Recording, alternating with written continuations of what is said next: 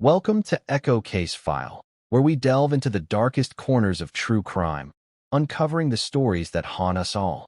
No one thought a devoted nurse and mother could unravel so completely, until the chilling events in a quiet Massachusetts town exposed the fragile line between love and madness. Today, we explore Massachusetts' most dangerous mothers, starting with two harrowing cases that shook families to their core. Stay tuned as we narrate the true facts behind these tragedies. Case 1. Lindsay Clancy. In the serene coastal town of Duxbury, Massachusetts, where tree-lined streets and colonial homes paint a picture of suburban bliss, Lindsay Clancy lived what appeared to be an idyllic life. Born and raised in Connecticut, Lindsay had always been drawn to caring for others. She pursued a career in nursing, specializing in labor and delivery at Massachusetts General Hospital, one of the most prestigious medical centers in the region. There, she helped bring new life into the world, guiding expectant mothers through the joys and challenges of childbirth. Her own family mirrored that warmth. Married to Patrick Clancy for 6 years by 2023, the couple had built a home filled with laughter and love. Patrick worked as a technology consultant, providing a stable life for their growing brood. Their first child, a daughter named Cora, arrived 5 years earlier, followed by their son Dawson 3 years after that, and then their youngest, Callan, who was just 7 months old at the time of the events. Lindsay's social media presence reflected this picture-perfect existence. Posts showed her smiling with her children, building snowmen in the winter, celebrating birthdays with homemade cakes, and sharing tips on motherhood. Friends and colleagues described her as kind, dedicated, and always putting her family first. But beneath this facade, Lindsay was silently battling a storm. After the birth of Callan in the spring of 2022, she began experiencing severe anxiety and depression. Postpartum struggles are not uncommon, but Lindsay's case escalated quickly.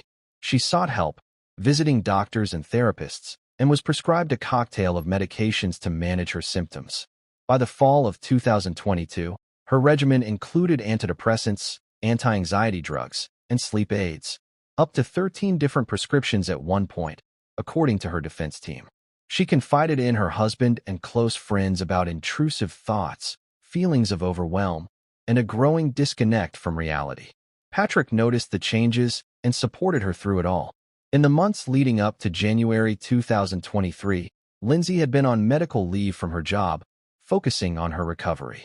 She journaled about her experiences, writing entries that later revealed her inner turmoil. One note described hearing voices urging her to harm her children, a terrifying hallucination that she fought against. Despite outpatient treatment and adjustments to her medications, the darkness persisted. On January 1, 2023, Lindsay checked herself into a mental health facility for 5 days, seeking intensive care. Upon release, she continued therapy, but the pressure of daily life with 3 young children weighed heavily. The fateful day began like any other Tuesday. January 24, 2023, dawned cold and crisp in Duxbury. Lindsay started the morning by taking Cora to a pediatrician appointment, a routine checkup that showed no signs of distress. She texted Patrick throughout the day, discussing dinner plans and everyday matters. Nothing seemed amiss. Around 4 in the afternoon, Lindsay suggested Patrick run errands, pick up some children's medicine from a nearby pharmacy, and grab takeout from a local restaurant. She even used her phone to map out the routes, calculating the time it would take. Prosecutors later pointed to this as evidence of premeditation, suggesting she was ensuring she had a window of opportunity alone with the children. Patrick left the house around 5:15 that evening, expecting to return within the hour. In his absence, the unthinkable unfolded in the basement of their Summer Street home. Lindsay allegedly took exercise bands, those stretchy resistance tools often used for workouts, and wrapped them around the necks of her 3 children. Cora, the vibrant 5-year-old who loved dancing and drawing, was first. Then Dawson, the curious 3-year-old with an infectious smile. Finally, little Callan, the 7-month-old baby still learning to crawl.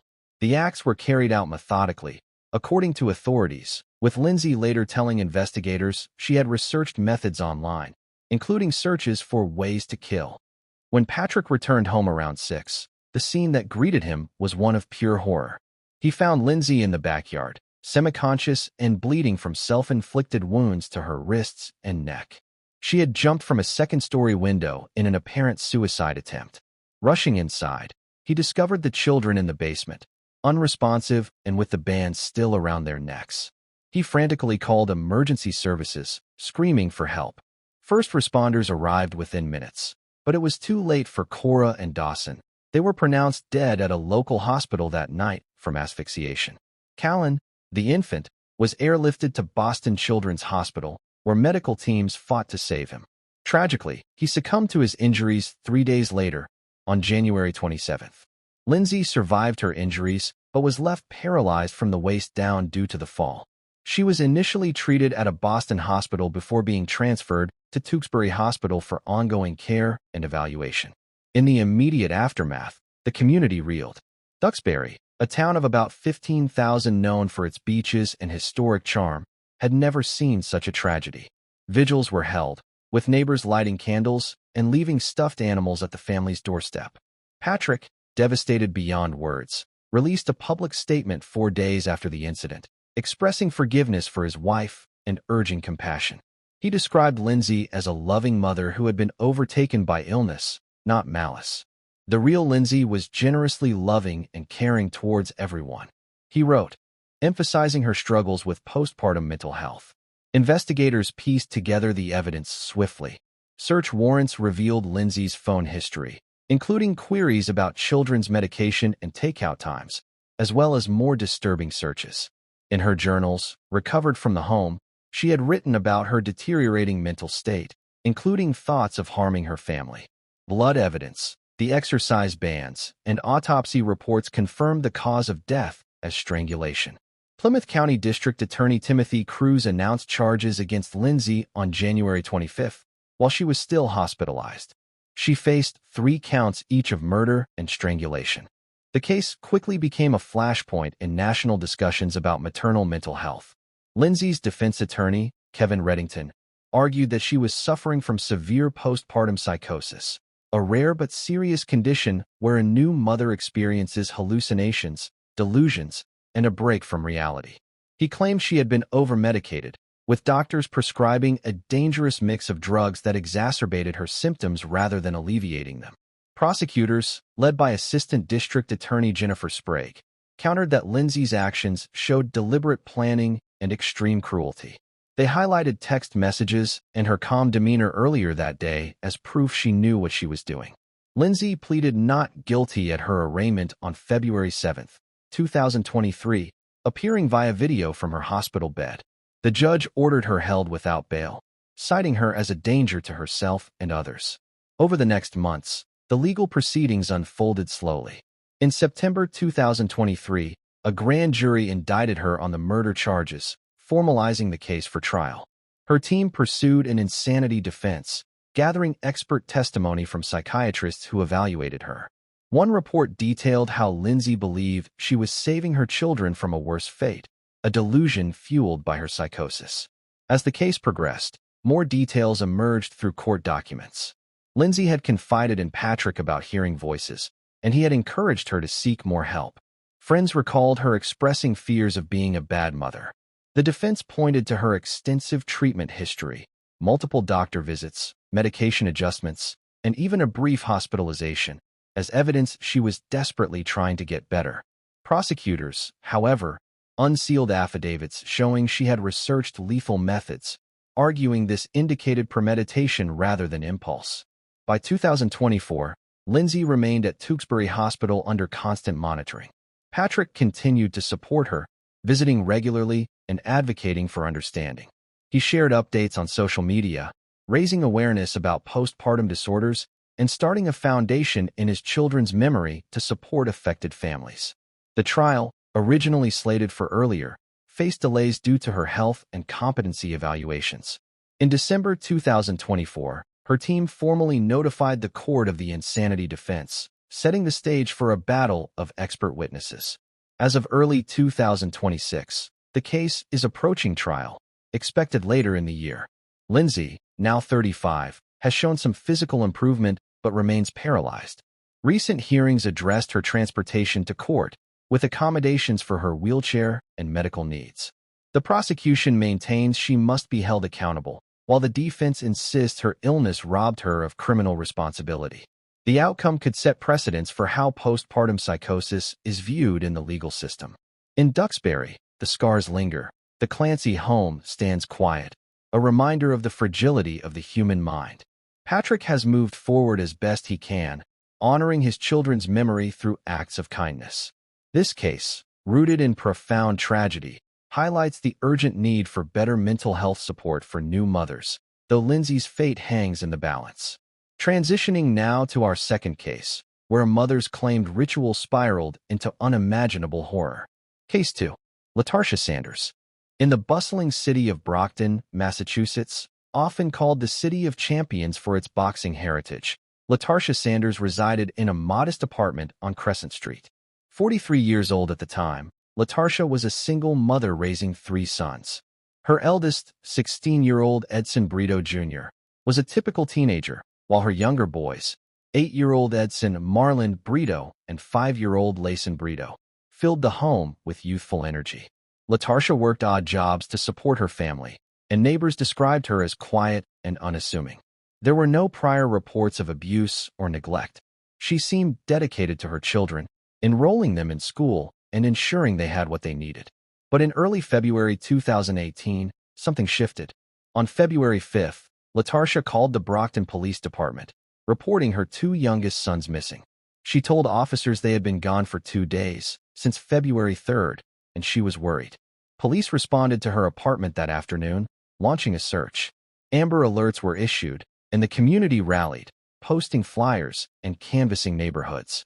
Latasha appeared distraught, cooperating with investigators as they questioned her. She mentioned the boys might have gone to a friend's house or wandered off. The truth emerged later that day when detectives pressed for more details. Latasha's story began to unravel. She confessed that the boys weren't missing. They were dead inside the apartment. Leading officers to a bedroom, she revealed their bodies tucked into bed, cleaned and dressed as if sleeping. Autopsies later showed the horrific extent. Marlon had been stabbed over 50 times, primarily in the neck and torso, while Layson suffered nearly as many wounds. The weapon was a kitchen knife from the home, and the attacks occurred over the weekend. Latasha explained her actions in a chilling confession.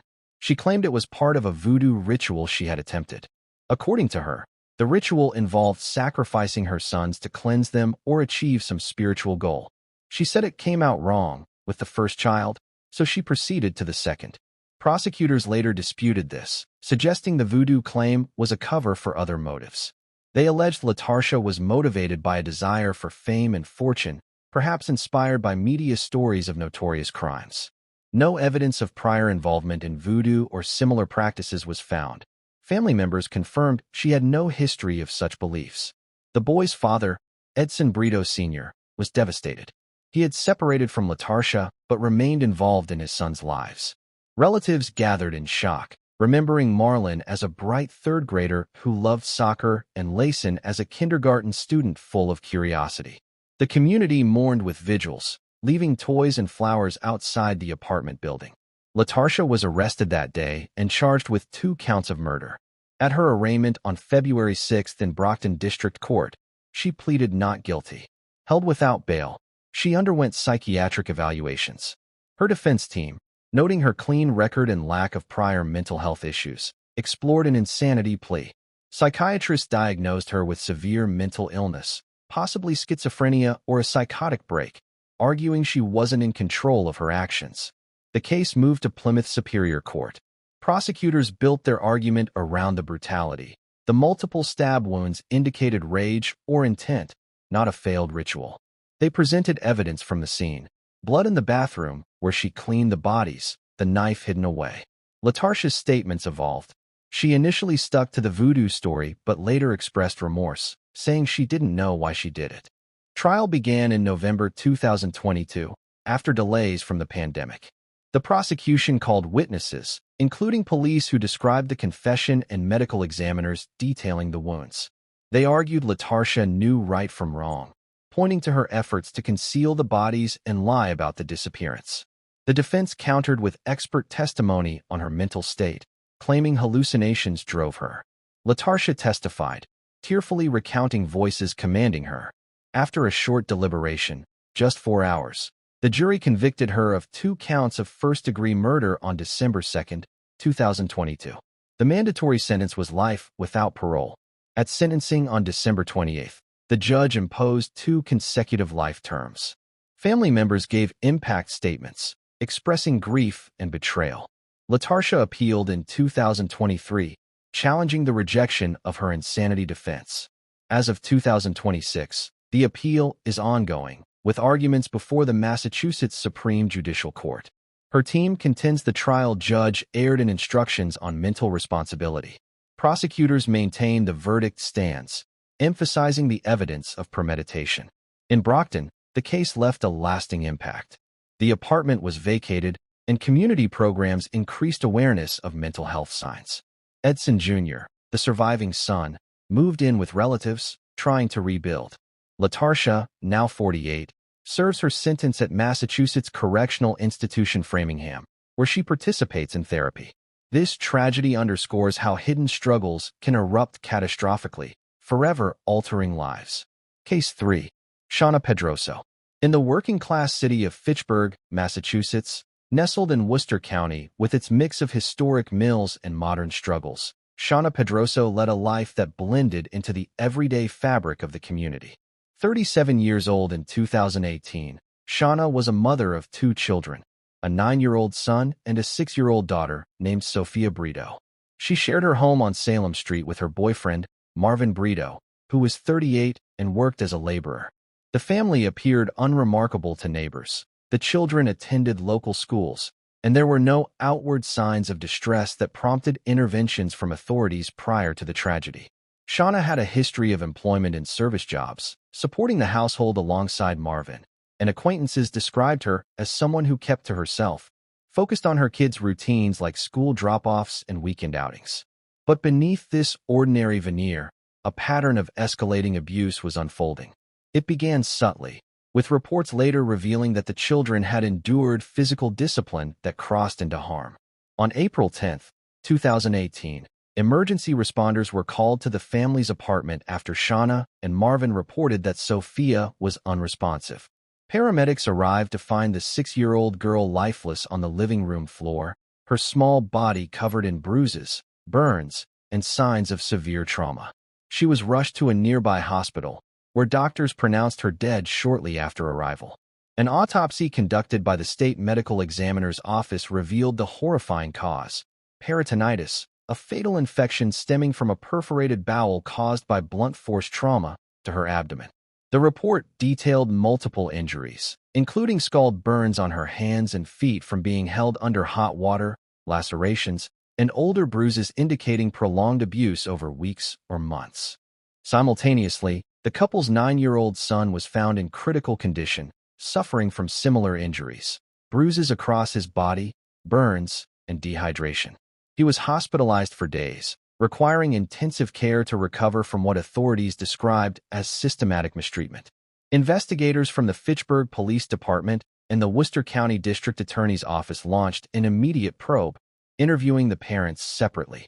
Shauna initially claimed that Sophia had fallen down the stairs, a story that quickly unraveled under scrutiny as medical evidence contradicted it. Marvin echoed similar excuses, but inconsistencies piled up, including delays in seeking medical help. The couple had waited hours after noticing Sophia's condition worsening before calling for aid. By April 11, 2018, both Shauna and Marvin were arrested. Shauna faced initial charges of assault and battery on a child causing substantial bodily injury, assault and battery with a dangerous weapon, specifically a belt and hot water, and reckless endangerment of a child. Marvin was charged with permitting substantial injury to a child and reckless endangerment. They appeared in Worcester District Court for arraignment on April 12, where prosecutors painted a picture of a home turned into a chamber of torment. The judge ordered both held without bail, citing the severity of the allegations and the risk to the surviving child, who was placed in protective custody with the Department of Children and Families. The community in Fitchburg was stunned. Neighbors expressed shock in local news interviews, recalling hearing occasional arguments but nothing that hinted at such violence. Sophia's school, a local elementary, held a memorial assembly, with classmates drawing pictures in her memory. The boy's recovery became a focal point, with hospital staff noting his resilience despite the scars. As the investigation deepened, search warrants executed on the apartment uncovered evidence like bloodstains in the bathroom, a belt with traces of skin, and scalding water tests confirming the burn's origin. Text messages between Shauna and Marvin revealed discussions about disciplining the children harshly, with phrases indicating a shared responsibility in the acts. In July 2018, a grand jury indicted the couple on upgraded charges. Shauna's included involuntary manslaughter for Sophia's death, reflecting the prosecution's view that her actions, while reckless, might not prove premeditated murder at that stage. Marvin faced reckless endangerment and permitting aggravated assault and battery on a child. The case drew attention from child advocacy groups, who highlighted systemic failures. Prior anonymous tips to child services had been investigated but closed without action due to lack of visible evidence at the time. Legal proceedings stretched over years, complicated by the global health crisis that delayed court operations.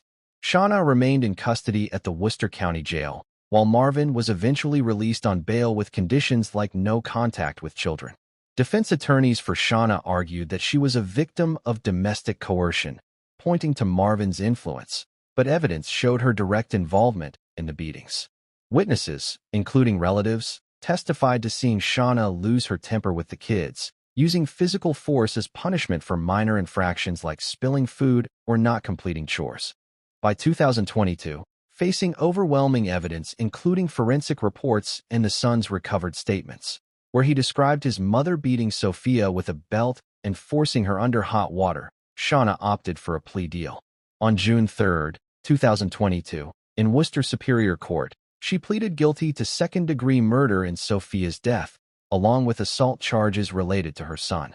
The plea avoided a trial that could have resulted in a first-degree conviction and life without parole. District Attorney Joseph Early Jr. emphasized the brutality, stating that Sophia endured unimaginable pain in her final days. At sentencing that same day, Judge Janet Kennan Walker imposed a life sentence with the possibility of parole after 25 years. Shauna, now 41, expressed remorse in a brief statement, apologizing to her surviving son and acknowledging her failures as a mother. The boy's victim impact statement, read by a prosecutor, spoke of his fear and loss, forever altered by the events. Marvin, in a separate resolution, pleaded guilty to lesser charges and received a probationary sentence, sparking debate about accountability in enabling abuse.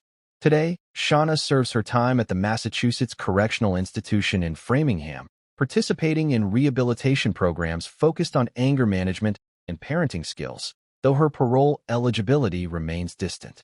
The case prompted reforms in Worcester County's child welfare protocols, including more rigorous follow-ups on tips. In Fitchburg, Sophia's memory lives on through a small park bench dedication, a quiet reminder of innocence lost. This tragedy exposes how unchecked aggression can fester in isolation, turning a caregiver into a perpetrator. Shifting our focus to a more recent unfolding nightmare, where silence became as damaging as the act itself. Case 4. Editsa Moronavaro. In the vibrant yet challenged city of Springfield, Massachusetts, known for its basketball heritage and diverse neighborhoods, Editsa Moronavaro navigated the demands of young parenthood. 28 years old in 2026, Editsa lived in a modest home on Girard Avenue with her partner, William Muniz, who was 25.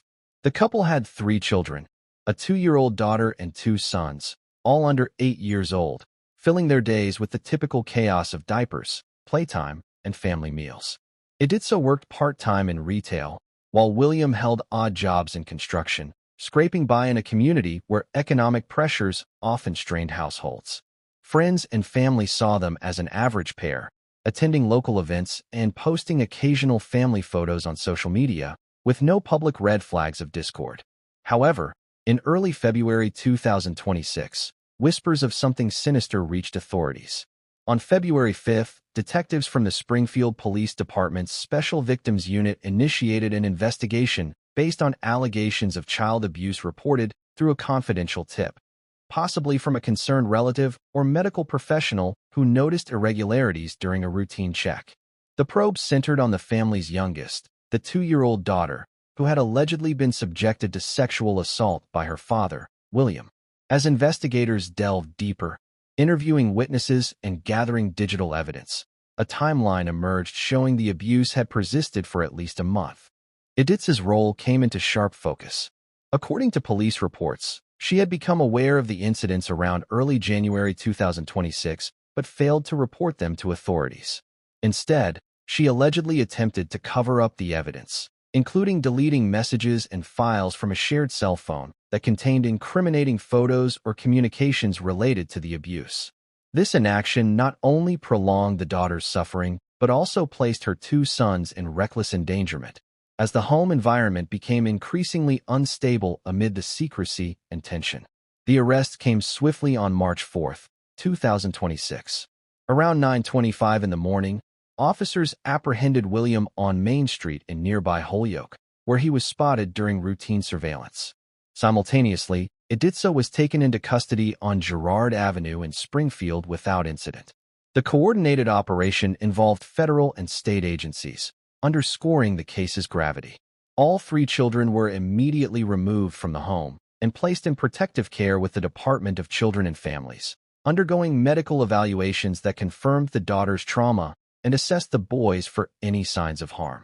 William faced severe charges: rape of a child with a 10-year age difference, distribution of obscene matter to a minor, reckless endangerment of a child for 2 counts pertaining to the sons, and witness intimidation. Editha's charges included reckless endangerment of a child for the 3 children, witness intimidation, and withholding evidence from a criminal proceeding. Prosecutors alleged she actively discouraged reporting and destroyed potential evidence, acts that compounded the betrayal of her maternal duty. The couple appeared for arraignment in Springfield District Court on March 5, 2026.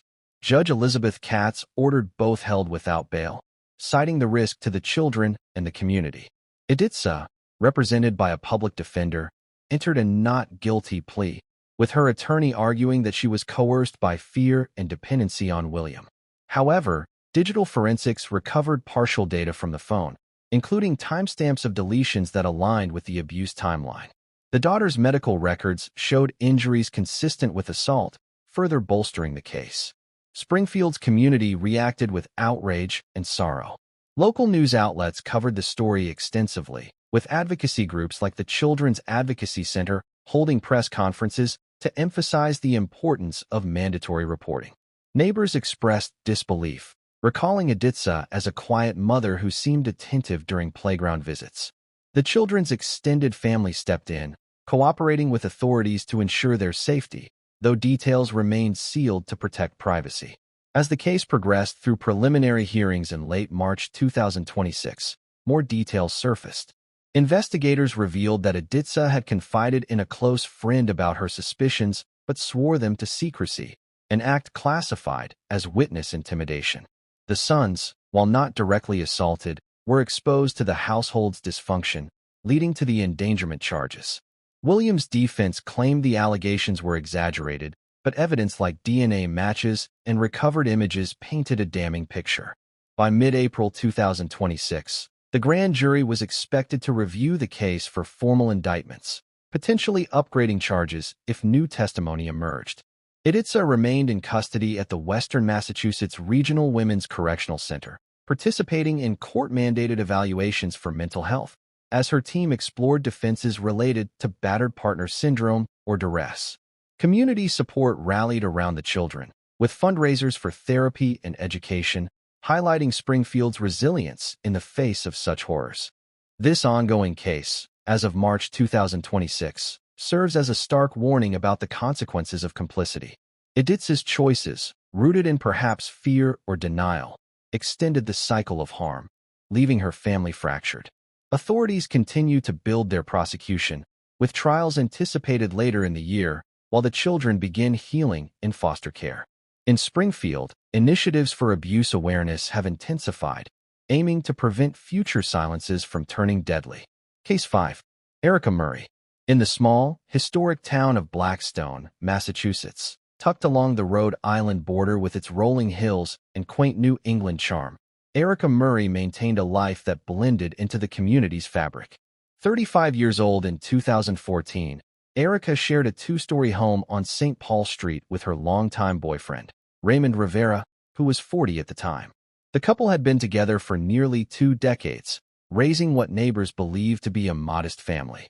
Raymond worked as a truck driver, often away for long hours, while Erica stayed home, homeschooling their older children and managing the household. To outsiders, they appeared unremarkable. Erica was known for her interest in crafts, even vending handmade items at local stores in nearby Whittinsville. Friends and acquaintances recalled her as reserved but friendly, occasionally sharing stories about her kids' activities or family outings. Yet, the reality inside the St. Paul Street residence was far from ordinary. The home, a century-old structure with peeling paint and overgrown weeds, harbored secrets that would stun the entire region. The turning point came on August 28, 2014, when Erica's 2 older sons, a 13-year-old and a 10-year-old, slipped out of the house and approached a neighbor for help. They pleaded for assistance in quieting a crying baby inside, explaining they didn't know how to care for it. The neighbor, alarmed by the boy's disheveled appearance and the unusual request, entered the home and was immediately overwhelmed by the stench of decay and filth. Floors were covered in layers of dirt, soiled diapers, and trash piled high. Insects swarmed everywhere, and the air was thick with the odor of neglect. Blackstone police were called that afternoon, arriving around 3 to conduct a welfare check. What they uncovered transformed the scene into one of the most disturbing discoveries in Massachusetts history, earning it the moniker House of Horrors. In the upstairs bedrooms, officers found 2 infants, a 5-month-old girl and a 3-year-old boy, malnourished, covered in feces, and showing signs of severe developmental delays. The 3-year-old couldn't walk or speak coherently, behaving more like an infant, while the baby appeared frail and unresponsive to stimuli. Downstairs, the conditions worsened. Rooms filled with garbage up to waist height, maggot-infested piles, and skeletal remains of animals, including dogs that had starved to death amid the chaos. As the search deepened over the next days, the horrors multiplied. On September 4, 2014, while executing a search warrant, investigators discovered the skeletal remains of 3 infants hidden in closets on the 2nd floor. One was found in a diaper box, wrapped in clothing, its tiny body reduced to bones. Another was in a backpack, similarly concealed. The third, more decomposed, was located in a suitcase. Autopsies later determined that 2 of the infants were full-term newborns who had lived briefly after birth, one for days, the other possibly weeks, before succumbing, likely to starvation or suffocation. The third appeared to be a stillborn or near-term fetus. DNA testing confirmed all 7 children, the 4 living and 3 deceased, were Erica's, fathered by Raymond. Erica was arrested on September 11, 2014, initially charged with fetal death concealment out of wedlock, witness intimidation, for allegedly instructing her older sons not to reveal the home's conditions, and permitting substantial injury to a child. Raymond, who claimed he lived primarily on the 1st floor and was unaware of the upstairs squalor or Erica's hidden pregnancies, faced lesser charges of animal cruelty and was not accused in the children's deaths. He cooperated with authorities, expressing shock in interviews, though prosecutors questioned his ignorance given the pervasive odors and sounds. The 4 surviving children were immediately placed in foster care by the Department of Children and Families. The older boys, who had attended public school briefly but were withdrawn for homeschooling, showed signs of social isolation but were physically healthier than their siblings. The 3-year-old required extensive therapy to learn basic skills like walking and eating solid food, while the 5-month-old needed medical intervention for failure to thrive. Community members in Blackstone, a town of about 9,000, gathered in disbelief, organizing fundraisers for the children and demanding answers about how such conditions went unnoticed for years. Erica's backstory emerged through court documents and family interviews. Born in Worcester, she had a troubled upbringing marked by instability. She met Raymond in her late teens, and their relationship produced multiple pregnancies, which Erica increasingly hid. She gave birth to the deceased infants alone in the bathroom, without medical care, claiming overwhelming shame and fear. In police interrogations, she admitted to the concealments but denied intentionally harming the babies, saying they died naturally after she failed to feed them properly due to panic. Prosecutors painted a picture of deliberate neglect, pointing to the home's conditions as evidence of a pattern. By October 2014, Erica's charges escalated to include 2 counts of second-degree murder for the infants who had lived post-birth, plus assault and battery on the living children and animal cruelty for the dead dogs.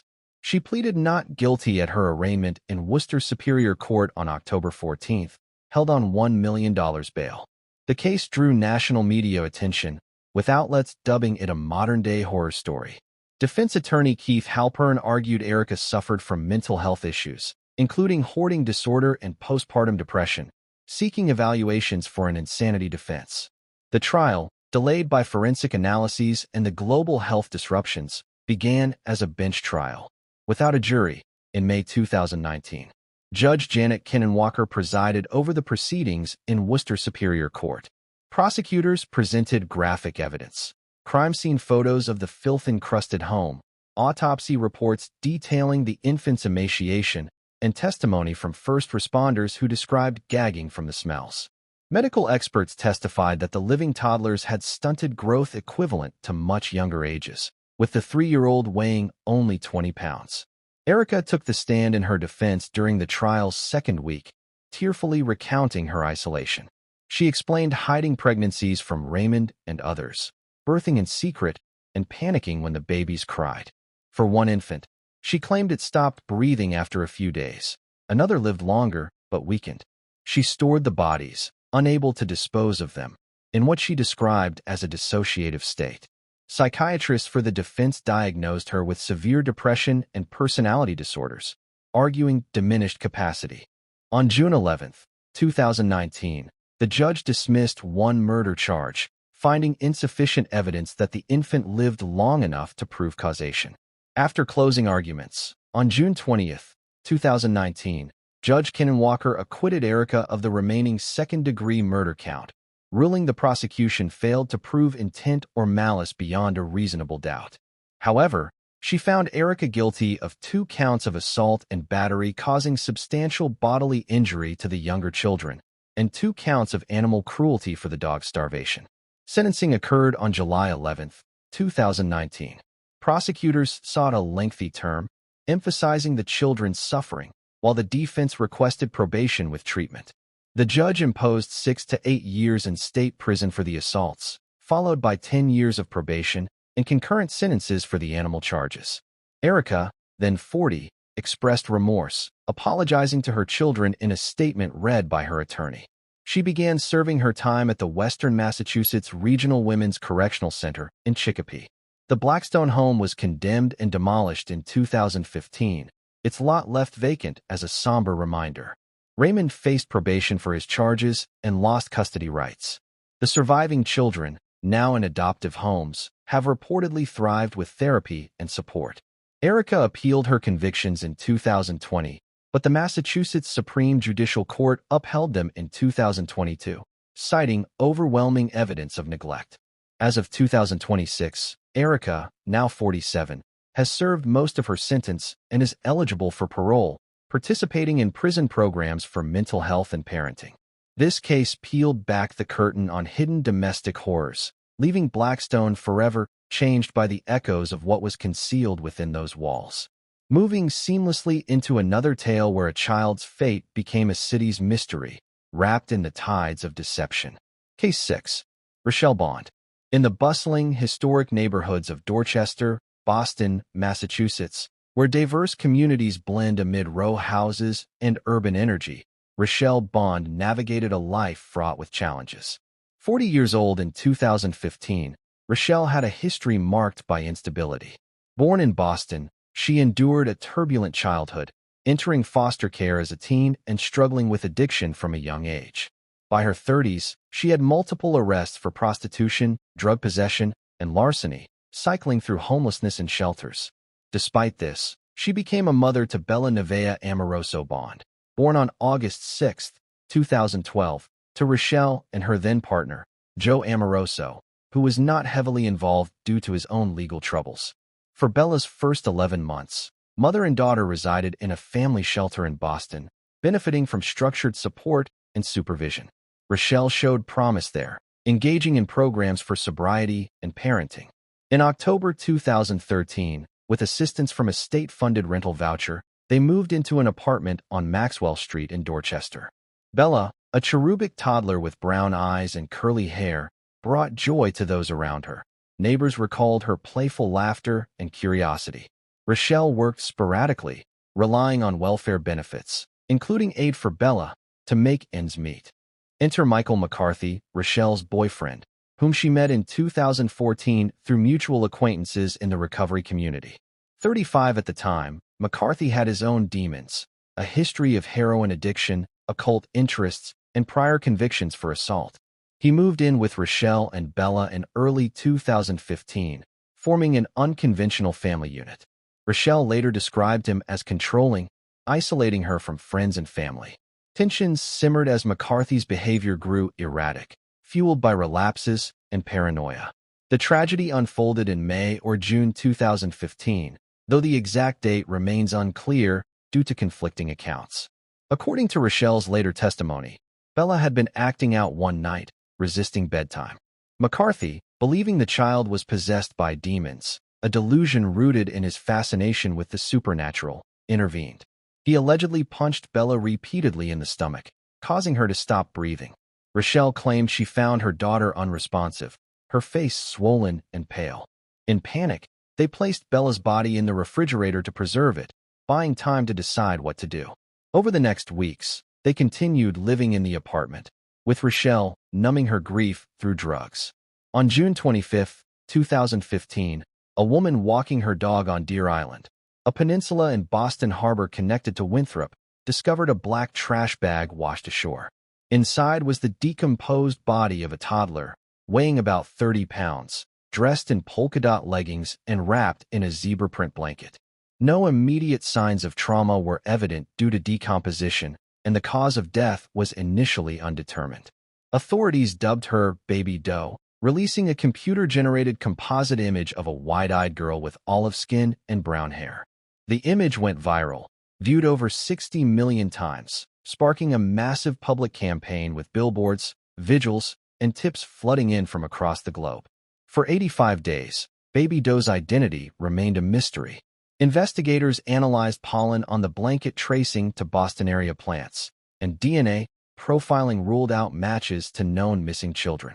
A breakthrough came on September 17, 2015, when a tip from Rachelle's friend, whom she had confided in about Bella's disappearance, led police to the Maxwell Street apartment. A search uncovered evidence. The zebra blanket matched one missing from the home, and digital forensics revealed deleted photos of Bella. Rachelle and McCarthy were arrested on September 18, 2015. Rachelle confessed during interrogation, detailing McCarthy's assault and their disposal of the body. They had weighted the bag with dumbbells and thrown it into the harbor from a bridge. McCarthy denied involvement, claiming Bella died of natural causes. Rachelle faced charges as an accessory after the fact to murder and larceny for fraudulently collecting over $2,000 in welfare benefits for Bella post-death. McCarthy was charged with first-degree murder. They appeared in Dorchester District Court on September 21, 2015. Rachelle, held on $1 million bail, entered a not guilty plea, her attorney arguing she was under McCarthy's coercive control. McCarthy denied bail, maintained innocence. The community mourned Bella with memorials on Deer Island, where hundreds gathered to honor the child once known only as Baby Doe. Joe Amoroso, Bella's biological father, learned of her death through news reports and expressed heartbreak, blaming Rachelle's choices. Rachelle's case resolved first. On February 10, 2017, she reached a plea deal, admitting to the facts and agreeing to testify against McCarthy. In exchange, she pleaded guilty to accessory after the fact and larceny, receiving 2 years of probation after crediting time served. At her sentencing, Rachelle expressed profound regret, sobbing as she described her fear of McCarthy and her failure to protect Bella. McCarthy's trial began in May 2017 in Suffolk Superior Court. Prosecutors presented Rachelle's testimony as key evidence. She recounted the punching incident, McCarthy's demonic beliefs, and their cover-up. Forensic experts testified that Bella's injuries were consistent with blunt force trauma, causing internal bleeding. The defense argued Rachelle was the perpetrator, motivated by frustration, and that McCarthy was scapegoated. After weeks of proceedings, on June 26, 2017, the jury convicted McCarthy of second-degree murder, sparing him the death penalty equivalent but sentencing him to life with parole eligibility after 20 years. Rachelle served her probation, relocating quietly and attempting to rebuild amid public scrutiny. As of 2026, she is 48, living in Massachusetts under supervision, having completed mandated counseling for substance abuse and trauma. McCarthy, now 46, appeals his conviction from Massachusetts Correctional Institution Cedar Junction, with hearings ongoing. Bella's story prompted reforms in child welfare monitoring, particularly for at-risk families on assistance. In Boston, Deer Island bears a plaque in her memory, a quiet tribute to the girl whose image united a city in search of answers. This case transformed a nameless tragedy into a call for vigilance, forever etching Bella's name into the fabric of true crime lore. Case 7. Cara Rintala. In the peaceful town of Granby, Massachusetts, nestled in the Pioneer Valley with its rolling farmlands and close-knit community of about 6,000 residents, Cara Rintala and her wife Annemarie Cochran Rintala had carved out what seemed like a stable existence. Cara, 37 years old in 2010, worked as a paramedic for American Medical Response, responding to emergencies across western Massachusetts. She was known among colleagues for her composure under pressure, her quick thinking saving lives in ambulances and at accident scenes. Annemarie, also 37, was a dedicated emergency room technician at Cooley Dickinson Hospital in nearby Northampton, where she handled the chaos of incoming patients with empathy and efficiency. The couple had met in 2000 at a rehab facility in Rhode Island, both recovering from substance issues, Cara from alcohol dependency, Annemarie from similar struggles. They bonded quickly, marrying in 2007 after Massachusetts legalized same-sex marriage, and adopted a daughter, Brianna, who was 2 years old by 2010. To friends and family, they projected an image of resilience, attending church, hosting barbecues, and focusing on their child's future. But beneath the surface, their relationship was fraught with turbulence. Arguments escalated frequently, often revolving around finances. Cara handled the bills, but debts mounted, including unpaid credit cards and a mortgage on their Hardy Street home. Annemarie expressed frustrations in journals and to confidants, feeling controlled by Cara's decisions. Physical altercations marked their history. In August 2008, police responded to a domestic disturbance where Cara allegedly assaulted Annemarie, leading to her arrest on assault and battery charges. Though the case was dismissed after Annemarie declined to pursue it, the incident lingered. In May 2009, Annemarie sought a restraining order, citing fear after Cara threw a baby gate during an argument. The order was granted temporarily, but later dropped when the couple reconciled through counseling. By March 2010, strains intensified. Annemarie had begun confiding in friends about considering separation, even exploring new romantic interests. Text messages later recovered showed heated exchanges between the women, with accusations of infidelity and mistrust. On March 16, 2010, the day of the incident, the couple's routines intersected tragically. Cara had worked an overnight shift, returning home around noon to sleep. Annemarie, off that day, handled errands and cared for Brianna. Witnesses placed Annemarie alive around 4:30 that afternoon, seen at a local store. Cara claimed she woke around 5, argued briefly with Annemarie about money, then left with Brianna to run errands, picking up fast food and visiting a friend. Upon returning home around 6:45, Cara said she discovered Annemarie at the bottom of the basement stairs, unresponsive, her body cold and rigid, covered in fresh white paint from an overturned can nearby. Blood pooled around her head, and bruises marked her neck and face. Cara dialed emergency services at 6:51, hysterically reporting the scene. First responders, including Cara's paramedic colleagues, arrived minutes later. They noted Annemarie's body was already in rigor mortis, stiffened, with lividity suggesting she had been dead for hours, possibly since early afternoon. The basement showed signs of a struggle, furniture displaced, paint splattered inconsistently. Autopsy results confirmed strangulation as the cause of death, with blunt force trauma contributing. Toxicology revealed no drugs or alcohol in her system. Granby police, unaccustomed to homicides in their small town, launched an investigation immediately. Cara became the prime suspect due to the timeline discrepancies. Her claim of a recent argument clashed with the body's advanced state. Financial records showed Cara had withdrawn cash that day, and phone logs revealed calls to Anna Marie's number unanswered after 4. Paint evidence was pivotal. Forensic analysis indicated the paint on Anna Marie's body was wet when applied post-mortem, suggesting staging. Prosecutors theorized Cara strangled Anna Marie during an argument around 4, then poured paint to mimic an accident, perhaps inspired by her emergency response knowledge. Cara was arrested on August 24, 2011, charged with first-degree murder. At her arraignment in Hampshire Superior Court, she pleaded not guilty, held on $1 million bail.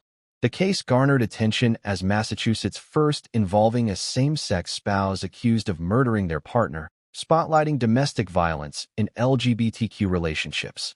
Brianna, then 4, was placed with Anna Marie's family, who rallied in support of justice. The legal saga unfolded over a decade. The first trial in January 2013 lasted weeks, with prosecutors presenting the paint evidence through a quality engineer expert, arguing it dried too quickly for Cara's story. Defense attorneys countered with alibis and questioned the timeline, suggesting an intruder or alternative perpetrator. After deliberations, the jury deadlocked 11-1 for conviction, leading to a mistrial on February 25. A second trial in February 2014 mirrored the first, introducing more domestic violence history, including the 2008 arrest and 2009 restraining order. Witnesses testified to Cara's controlling nature and Anna Marie's fears. Again, the jury hung, this time 8-4. Mistrial declared on March 27. Undeterred, prosecutors pursued a third trial in January 2016. New evidence included enhanced forensic paint analysis and testimony from Brianna, now 9, recalling arguments. On February 19, the jury convicted Cara of first-degree murder. Sentenced to life without parole on February 26, she began serving at Massachusetts Correctional Institution Framingham. Cara appealed, challenging the paint expert's qualifications. In September 2021, the Massachusetts Supreme Judicial Court overturned the conviction, ruling the expert lacked scientific reliability for his drying time opinions, prejudicing the verdict. Released on $50,000 bail in November 2021, Cara returned home under monitoring, reuniting with Brianna, now 15. A fourth trial commenced in September 2023 in Hampshire Superior Court. Prosecutors refined their case, avoiding the disputed paint testimony and emphasizing strangulation mechanics, timeline inconsistencies, and motive from marital discord. Defense highlighted reasonable doubt, pointing to no direct witnesses and potential contamination. After 10 days of testimony and 3 days of deliberation, on October 5, 2023, the jury convicted Cara of voluntary manslaughter, a lesser charge implying heat of passion rather than premeditation. Sentencing occurred on October 19, 2023. Judge Francis Flannery imposed 12 to 14 years in prison, crediting 7.5 years served. Victim impact statements from Anna Marie's family expressed grief and relief, while Cara's supporters advocated leniency for Brianna's sake. Cara, now 50, expressed remorse in court, apologizing for the pain caused. As of early 2026, Cara serves her sentence at Framingham, eligible for parole around 2030. Her attorneys filed an appeal, arguing evidentiary errors, but the case stands. In Granby, the Hardy Street home sold, its history a whisper among locals. Brianna, now 18, navigates life with extended family support. This protracted battle reshaped legal precedents on expert testimony and illuminated hidden domestic strife, leaving a legacy of scrutiny on relationships once thought unbreakable. Now, turning to a case where the healer became the harbinger of death, in a setting meant for recovery and care. Case 8. Kristen Gilbert. In the historic city of Northampton, Massachusetts, renowned for its art scene, progressive vibe, and the sprawling Veterans Affairs Medical Center overlooking the Connecticut River, Kristen Gilbert embodied the archetype of a devoted nurse and mother. Born Kristen Heather Strickland on November 13, 1967, in Fall River, she grew up in a middle-class family, excelling academically and pursuing nursing at Greenfield Community College, graduating in 1988. By 1990, at 23, she married Glenn Gilbert, a stable partner who worked in manufacturing. They settled in nearby East Hampton, welcoming two sons, first in 1993, then another in 1996. Kristen balanced motherhood with her career at the Northampton VA Medical Center, joining Ward C, the intensive care unit, in 1989. Colleagues admired her poise during codes, her willingness to volunteer for night shifts, and her cheerful demeanor amid the stresses of caring for aging veterans, many battling heart conditions or post-war traumas. Yet, from 1995 to 1996, an alarming pattern emerged on Ward C during Kristen's shifts. Patient deaths spiked dramatically, over 40 in a unit averaging 10 annually. Nurses whispered concerns. Healthy patients suddenly coding with cardiac arrests, epinephrine stocks depleting unusually fast. Epinephrine, a heart stimulant used in emergencies, could induce fatal arrhythmias and overdoses, mimicking natural heart failures undetectable in autopsies without specific tests. The suspicions centered on Kristen after colleagues noticed her excitement during codes. She often initiated responses, injecting patients while flirting with security guard James Perot, 30 at the time, who responded to alarms. Their affair began in 1995, coinciding with the deaths. Kristen confided in Perot about marital woes. Glenn suspected infidelity and boasted about her role in emergencies to impress him. Key victims included Henry Huden, 68, admitted for pneumonia in December 1995. He coded fatally after Kristen administered meds. Edward Squira, 70, post-surgery, died similarly in February 1996. Kenneth Cutting, 41, a younger veteran with muscular dystrophy, succumbed in February 1996 after a routine shift. Stanley Jagodowski, 65, battled through multiple codes in August 1995 before dying. Attempted victims like Angelo Vella survived suspicious episodes. By mid-1996, 3 nurses, Kathy Ricks, Renee Walsh, and Lori Blanchard, reported anomalies to supervisors, triggering an internal probe. Deaths halted when Kristen went on maternity leave in January 1996, but resumed upon her return. In July 1996, the VA alerted federal authorities. The U.S. Attorney's Office and FBI investigated, exhuming bodies for toxicology. Traces of epinephrine confirmed overdoses in 4 cases. Kristen's personal life unraveled.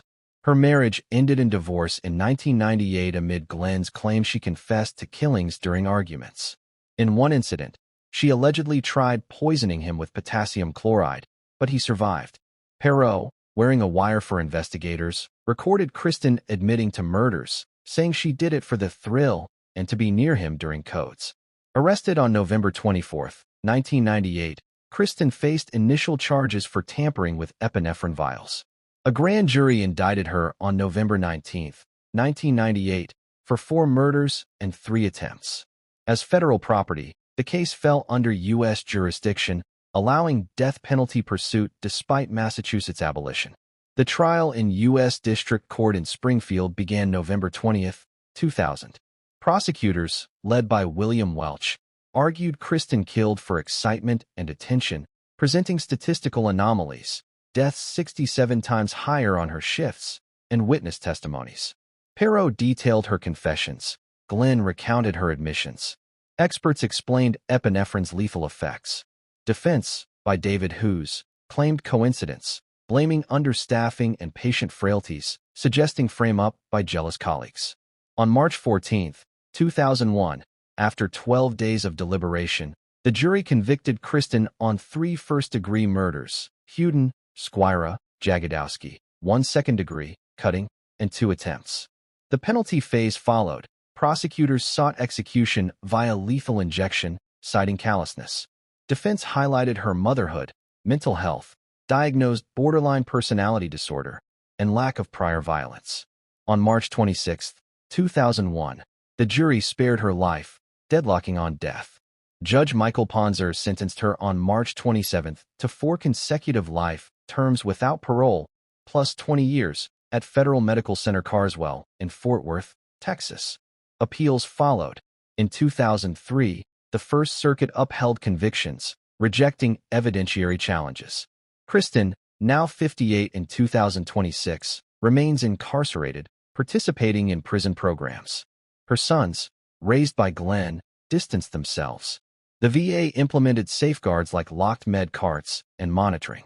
In Northampton, Ward C's legacy endures as a cautionary tale of betrayal in healing halls, where a mother's facade masked a killer's impulse. Case 9. Sarah Jane Robinson. In the rapidly industrializing city of Somerville, Massachusetts, just across the river from Boston, where factories hummed and immigrant communities thrived amid the clatter of horse-drawn carriages and the promise of new beginnings, Sarah Jane Robinson navigated a life marked by migration and misfortune. Born Sarah Jane Tennant around 1837 in the rural village of Newton Hamilton, County Armagh, Ireland, Sarah grew up in a modest farming family during the devastating potato famine that ravaged her homeland. Seeking opportunity, she emigrated to the United States in her late teens, arriving in Boston around 1855. There, she married Thomas Robinson, a laborer from her native Ireland, and they settled in the working-class neighborhoods of East Cambridge and later Somerville. The couple built a family, first a daughter named Lizzie in 1858, followed by sons Thomas in 1860, William in 1863, and a short-lived infant who passed soon after birth. Sarah worked as a seamstress and domestic servant, supplementing Thomas's wages from factory jobs, while raising her children in cramped tenement apartments typical of the era's urban poor. To neighbors and acquaintances, Sarah appeared as a resilient Irish immigrant mother, devout in her Protestant faith, attending services at the local Methodist church, and known for her nursing skills during illnesses. She often cared for sick relatives and boarders, brewing teas and administering remedies with a compassionate hand. But beneath this veneer of piety and maternal duty lay a chilling pattern of exploitation. Sarah had a keen interest in life insurance policies, a burgeoning industry in post-Civil War America that promised financial security for working families. She routinely insured her family members, collecting payouts upon their deaths, which she attributed to natural causes like dysentery or consumption, common ailments in the unsanitary conditions of the time. The first suspicious death occurred in 1868, when Sarah's husband Thomas fell ill with severe stomach pains, vomiting, and diarrhea after a family meal. He lingered for weeks, growing weaker despite Sarah's constant care, before succumbing at age 35. The doctor diagnosed gastric fever, but no autopsy was performed. Sarah collected a modest insurance sum and moved on, remarrying quickly to a man named Blake, though that union dissolved amid whispers of discord. By 1870, her sister Annie McConaughey and brother-in-law Prince Arthur Freeman had joined her in Somerville, fleeing Ireland's hardships. Prince found work as a machinist, and the families shared living quarters to pool resources. Tragedy struck again in 1870. Annie, Sarah's sister, became violently ill with similar symptoms: intense abdominal cramps, unrelenting thirst, and purging. Sarah nursed her devotedly, but Annie died at age 32, leaving behind her husband and young son, also named Prince Arthur. The death certificate listed dysentery, and Sarah received a portion of Annie's insurance. Mere months later, in 1871, Prince Arthur Freeman, Sarah's brother-in-law, suffered the same fate, agonizing stomach ailments leading to death at 38. Again, Sarah benefited from insurance proceeds, now caring for her orphan nephew, young Prince Arthur, who was 8 at the time. The pattern accelerated. In 1872, Sarah's daughter Lizzie, 14 years old and working as a mill girl, fell ill after eating a meal prepared by her mother. She endured days of torment before dying, with Sarah collecting on her policy. Neighbors noted Sarah's stoic grief, but no suspicions arose in an era when child mortality was high. By 1874, Sarah had remarried to Moses Robinson, no relation to her first husband, a carpenter who provided stability. They had a daughter together, but the infant died young, again insured. Moses himself perished in 1881 under mysterious circumstances, sudden illness mimicking cholera, with Sarah as his sole caregiver. She inherited his estate and insurance. Now a widow once more, Sarah relocated to a boarding house in Somerville, taking in lodgers to make ends meet. Her surviving sons, Thomas and William, lived with her intermittently, as did her nephew Prince Arthur Freeman, now a young adult working as a clerk. In 1885, William, 22 and recently married, moved in with his wife after falling on hard times. Both soon sickened, William with the familiar gastric horrors, dying after weeks of agony. His wife survived a milder bout, but Sarah collected on William's policy. That same year, her nephew Prince Arthur, 22 and engaged to be married, complained of stomach pains after drinking tea brewed by his aunt. He worsened rapidly, vomiting blood and crying out in pain before expiring. The doctor cited heart disease, but Sarah promptly claimed his insurance. The turning point came in 1886. Sarah's landlord, Oliver Sleeper, an elderly man, died suddenly after Sarah had nursed him through an illness. His family, suspicious of the quick succession of deaths in her orbit, demanded an investigation. Somerville police, alerted by insurance companies noticing the payouts, exhumed the bodies of Prince Arthur Freeman and others. Toxicological tests, advanced by the era's growing forensic science, revealed massive amounts of arsenic in their systems, far beyond environmental traces from common rat poisons or wallpapers. Arsenic, odorless and tasteless, was readily available over the counter as a pesticide or beauty aid, making it a poisoner's weapon of choice. Sarah was arrested on June 23, 1886, charged initially with the murder of Prince Arthur Freeman. The press dubbed her the Massachusetts Borgia, invoking the infamous Renaissance poisoner Lucrezia Borgia, as details of her crimes unfolded. Prosecutors alleged she poisoned at least 8 victims: her husband Thomas, sister Annie, brother-in-law Prince, daughter Lizzie, son William, nephew Prince Arthur, landlord Oliver Sleeper, and possibly others, for insurance sums totaling thousands of dollars, a fortune for a working-class woman.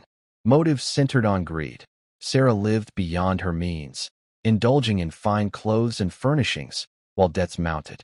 Her trial began in November 1886 in Cambridge Superior Court, drawing crowds eager for sensational testimony. Witnesses described Sarah purchasing arsenic from local apothecaries, claiming it for rats.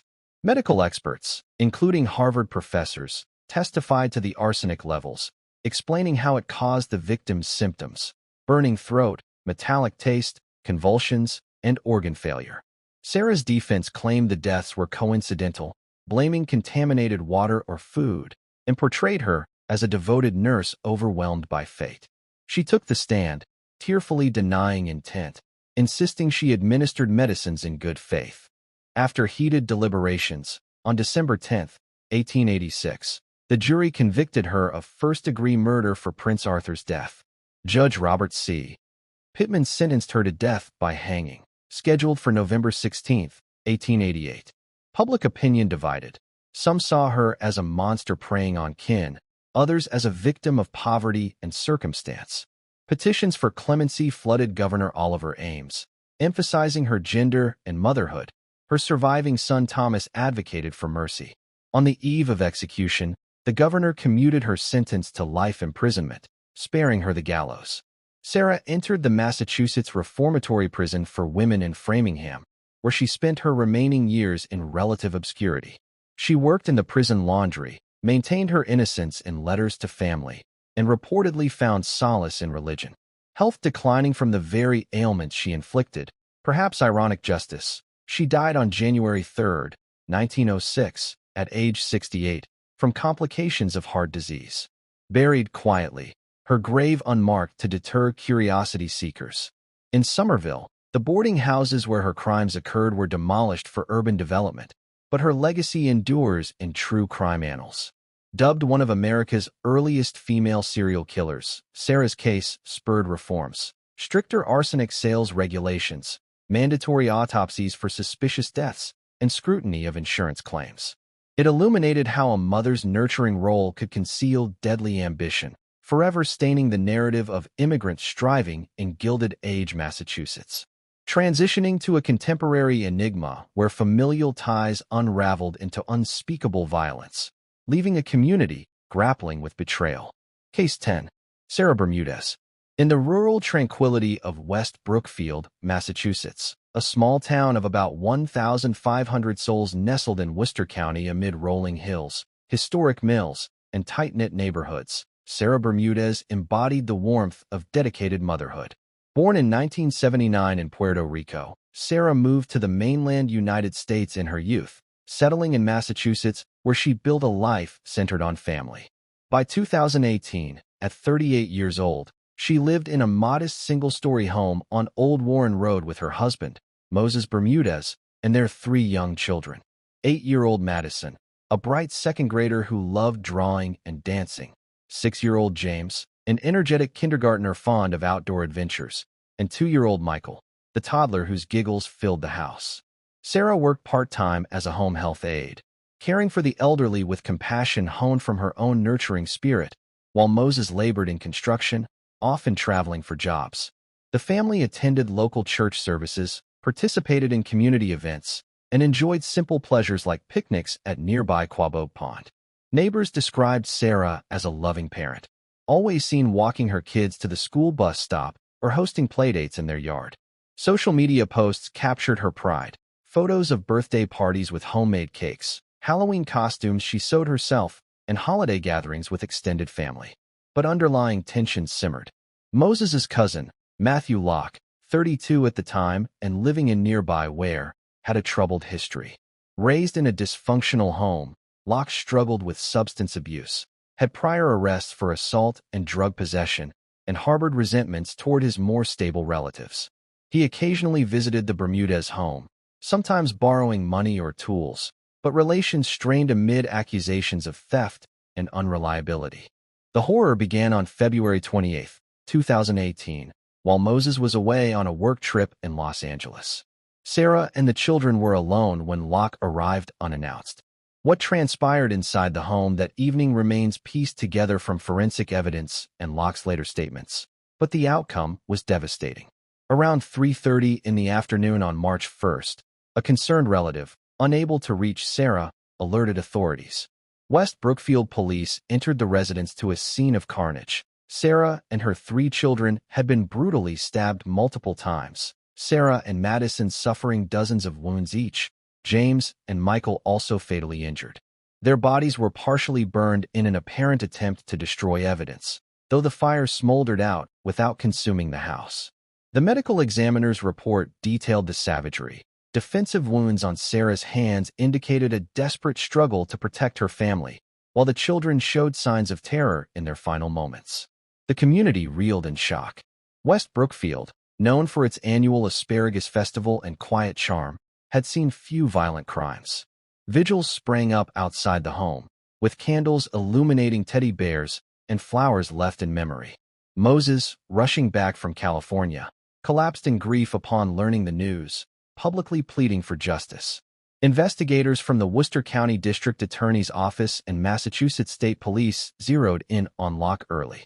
He had been spotted near the home that day, and his alibi crumbled under scrutiny. Cell phone records placed him at the scene, and witnesses recalled his erratic behavior. Initially arrested on March 5th for misleading investigators, providing false statements about his whereabouts, Locke faced upgraded charges as evidence mounted. Forensic analysis proved damning. DNA from Locke was found on Sarah and Madison's bodies, including under their fingernails, suggesting a violent confrontation. Bloodstains in his vehicle matched the victims, and searches of his apartment uncovered clothing with trace evidence. Prosecutors alleged a motive rooted in family discord. Locke, jealous of Moses's success and harboring grudges over perceived slights, including disputes about money and property, snapped during a confrontation. There were hints of darker elements. Locke had a history of domestic violence complaints from ex-partners and rumors of drug involvement, though no direct link to the murders. The case lingered unsolved publicly for months, trending as a mystery with national media coverage speculating on intruders or random violence. But behind the scenes, authorities built their case meticulously. On September 27, 2018, Locke was indicted on 4 counts of first-degree murder, plus arson and burglary. He pleaded not guilty at his arraignment in Worcester Superior Court, held without bail as a flight risk and danger to the community. His defense team argued contamination of evidence and pointed to alternative suspects, including transient individuals in the area, but the prosecution's timeline held firm. Legal proceedings dragged through the pandemic, with delays for competency evaluations. Locke exhibited signs of mental health issues, including paranoia. Trial finally commenced in October 2024, 6 years after the slayings. Over 3 weeks, more than 70 witnesses testified, and over 1,000 exhibits were presented. Prosecutors detailed the brutality. Sarah was stabbed over 30 times, Madison similarly mutilated, with evidence of aggravated assault on both. The jury heard emotional statements from Moses, who described Sarah as his anchor, a mother who dreamed of her children's futures, Madison aspiring to be an artist, James a firefighter, Michael just beginning to explore the world. Closing arguments on November 14, 2024, saw the prosecution emphasize Locke's premeditation, citing his searches for cleaning agents and his post-crime attempts to establish alibis. The defense countered with reasonable doubt, questioning DNA transfer from prior visits. After a day of deliberation, on November 15, the jury convicted Locke on all 4 murder counts, under theories of deliberate premeditation, extreme atrocity, and felony murder with underlying burglary and aggravated rape elements for Sarah and Madison. Sentencing occurred on December 19, 2024. Judge Jeffrey Locke, no relation, imposed 4 consecutive life sentences without parole, plus concurrent terms for arson. Victim impact statements pierced the courtroom. Moses spoke of endless nights haunted by loss. Relatives lamented the stolen innocence. Locke maintained innocence, offering no remorse, which the judge cited in his stern ruling. As of early 2026, Locke, now 38, serves his time at Massachusetts Correctional Institution Cedar Junction, his appeals pending on evidentiary grounds. In West Brookfield, the old Warren Road home stands vacant, a somber landmark. The community established a memorial fund in Sarah's name, supporting child welfare programs. Moses relocated, channeling grief into advocacy against domestic violence. This case, once an unsolved puzzle, resolved into a testament to forensic perseverance, underscoring how familial bonds can fracture fatally, leaving behind questions of prevention in the quiet corners of suburbia. That's the conclusion of our series on Echo Case File. If these haunting narratives have left an impact, smash that like button, share your reflections in the comments, and hit subscribe for more immersive true crime explorations. Thank you for joining us, stay vigilant, and we'll see you in the next file.